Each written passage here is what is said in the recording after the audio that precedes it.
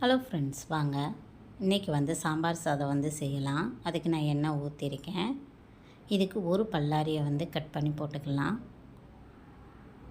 ஒரு பச்சை மிளகா காரத்துக்கு,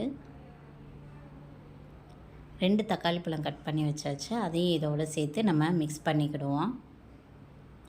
நல்லா வதங்கவும். இதுக்கு ஒரு உருளைக்கிழங்கு கட் பண்ணி வச்சுருக்கேன், அதையும் சேர்த்தாச்சு.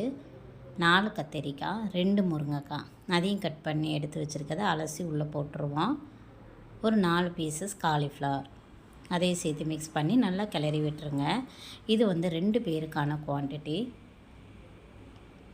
நல்லா மிக்ஸ் ஆகும். துவரம்பருப்பு ஆல்ரெடி நான் 1 கிளாஸ் வந்து ஊற வச்சுருந்தேன், அதையும் சேர்த்தாச்சு. 2 கிளாஸ் அரிசி அதையும் அலசி போட்டாச்சு. வீட்டில் அரைச்ச மசாலா 2 ஸ்பூன், மல்லி 1 ஸ்பூன், காரத்துக்கு ஏற்ற மாதிரி சில்லி பவுடர் 1 ஸ்பூன் சேர்த்துட்டு அதையும் நல்லா மிக்ஸ் பண்ணி உப்பு போட்டு ஃபைனலாக வந்து 1 ஸ்பூன் வந்து தயிர் ஊற்றிக்கோங்க. சும்மா டேஸ்டியாக டிஃப்ரெண்ட்டாக இருக்கும். ஊற்றிட்டு 1 ஸ்பூன் நெய் ஊற்றி க்ளோஸ் பண்ணி வச்சுருங்க. ஒரு டேஸ்டியான சாம்பார் சாதம் ரெடி. அதுக்கு சைடிஷாக வந்து காலிஃப்ளவர் வந்து வச்சுருக்கேன், காலிஃப்ளவர் ஃப்ரை.